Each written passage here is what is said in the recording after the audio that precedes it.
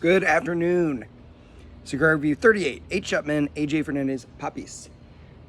And Cigar Review 38 is going to be a 38 ring gauge cigar. It is as small as my pinky and 4 inches long. It's tiny. It was designed by Fernandez and H. Upmann to be something that you would smoke, according to them, during a coffee break. I would be really impressed if someone at work said, you know what, I'm going to go take a coffee break, and then I'm going to smoke a miniature cigar and go back into the office. You are really just grabbing life by the horns there. So more power to whoever decides to actually do that. I don't think it'll be used for that very often. But it's a pretty little cigar. I've smoked a much larger version of this. And H. Upmann generally makes really good cigars. AJ Fernandez makes every cigar on the planet these days, it seems like. But it's decent. It's a Ecuadorian wrapper, Ecuadorian Sumatra wrapper, Nicaraguan filler, and made in Nicaragua, of course, AJ Fernandez.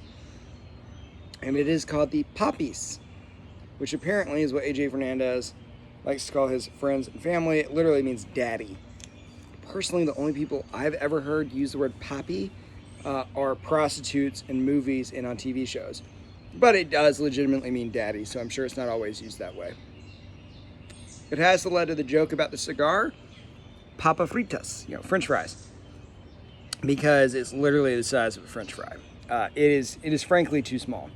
The only way that I would smoke this cigar is if I had smoked like 3 or 4 other cigars and I decided I want another one, but you know what, I'm going to bed in 20 minutes, let's make a short one.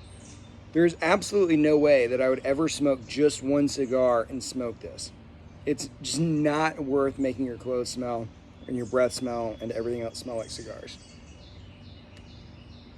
But for a little, short smoke, it's actually pretty good. There's a problem with making cigars this size. They burn too hot, they burn too fast, they can be incredibly uneven. It's just difficult to make good cigars and really any ring gauge below about a 42, in my, completely non-professional opinion. Romeo and Julieta does it good. That's about it.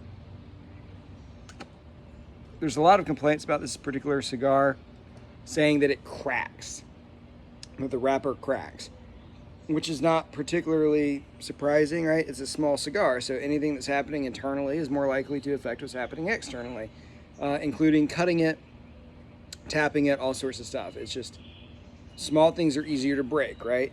If I, threw a poodle, it's probably going to break a lot easier than if I throw a Rottweiler. I guess squirrels would be the exception to that because you can just kind of throw them off of anything. But regardless, it's a pretty good cigar.